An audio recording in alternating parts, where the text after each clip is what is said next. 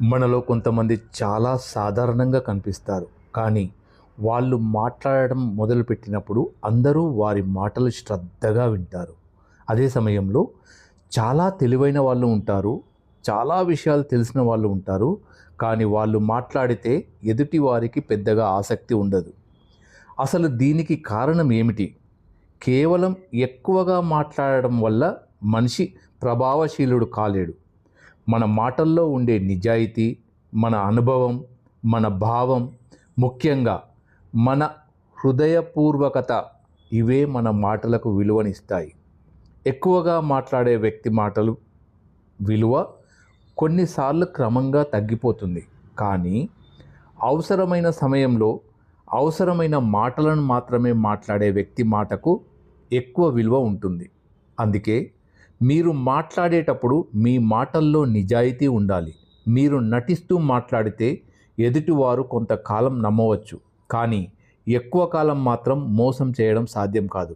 ఎందుకంటే ఎదుటివారు నిజంగా మాట్లాడుతున్నారా లేక నటిస్తున్నారా అనేది మనం క్రమంగా గుర్తించగలుగుతాం. కాబట్టి మాట్లాడేటప్పుడు నటించకండి, మీరుగా ఉండండి. ఇంకొక ముఖ్యమైన విషయం, అందరినీ మార్చాలని ప్రయత్నించకండి.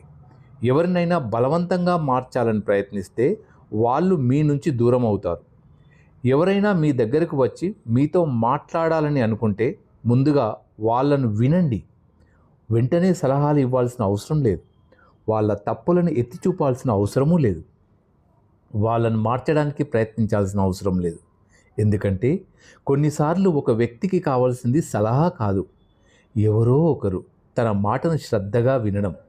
మనం మాట్లాడే ప్రతి మాటకు ఒక శక్తి ఉంటుంది. అదే మాటను ప్రేమతో మాట్లాడితే ఒక ప్రభావం ఉంటుంది. కోపంతో మాట్లాడితే మరో ప్రభావం ఉంటుంది.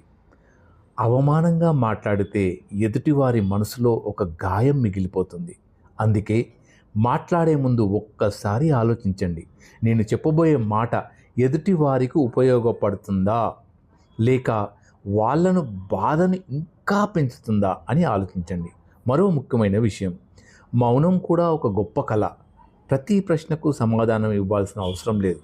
ప్రతి సందర్భంలో మన అభిప్రాయం చెప్పాల్సిన అవసరమూ లేదు. కొన్ని సందర్భాల్లో మౌనం మన మాటల కంటే ఎక్కువగా చెబుతుంది. మాట్లాడడం ఒక కళ అయితే ఎప్పుడు మాట్లాడకూడదో తెలుసుకోవడం అంతకంటే గొప్ప కళ. మీరు ఎదుటి వారితో మాట్లాడేటప్పుడు వారి పరిస్థితిని, వారి గౌరవాన్ని గుర్తుంచుకోండి. ఎవరైనా పేదవారైనా, చిన్న స్థాయిలో ఉన్నవారైనా, తక్కువగా కనిపించినా వారిని తక్కువగా చూడకండి. ఎందుకంటే ఒక వ్యక్తి యొక్క ప్రస్తుత పరిస్థితి చూసి అతన్ని విలువను నిర్ణయించలేం. ప్రతి మనిషికి గౌరవం ఇవ్వండి. ప్రేమతో మాట్లాడే వ్యక్తి దగ్గరకు ప్రజలు సహజంగానే ఆకర్షితులవుతారు. ఎందుకంటే ప్రేమ, కరుణ, నిజాయితీ ఉన్న మాటలు నేరుగా మనసును తాకుతాయి. అందుకే గొప్పగా కనిపించడానికి ప్రయత్నించకండి, నిజమైన మనసుతో మాట్లాడండి. ఎందుకంటే మీ మాటలు మీ వ్యక్తిత్వాన్ని బయటపెడతాయి.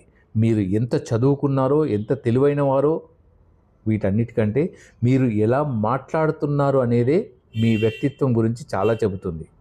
మీ మాటల్లో కోపం ఉంటే మీ కోపం బయటికి వస్తుంది. మీ మాటల్లో అహంకారం ఉంటే మీ అహంకారం బయటపడుతుంది. మీ మాటల్లో ప్రేమ ఉంటే మీ హృదయంలో ప్రేమ బయటపడుతుంది. అందుకే మాటలను మాత్రమే మార్చడం కాదు, మనలోని భావాల్ని కూడా మార్చుకోవాలి. చివరగా ఈ మొత్తం విషయాన్ని ఒకే మాటలో చెప్పాలంటే ఎక్కువగా మాట్లాడటం గొప్పతనం కాదు. సరైన సమయంలో సరైన మాటను నిజమైన మనసుతో మాట్లాడటం అదే గొప్పతనం. ప్రజలను ఆకట్టుకోవడానికి పెద్ద పెద్ద మాటలు అవసరం లేదు. మీ మాటల్లో నిజాయితీ, ప్రేమ, కరుణ, గౌరవం, అనుభవం ఉంటే ప్రజలు మీ మాటలను గుర్తుంచుకుంటారు. మరొక ముఖ్యమైన విషయం, ముందుగా వినడం నేర్చుకోండి, ఆ తర్వాత మాట్లాడండి. ఎందుకంటే చాలామంది మంచి వక్తలు కావాలని ప్రయత్నిస్తారు, కానీ నిజంగా ప్రభావవంతమైన వ్యక్తులు ముందుగా మంచి శ్రోతలుగా మారుతారు.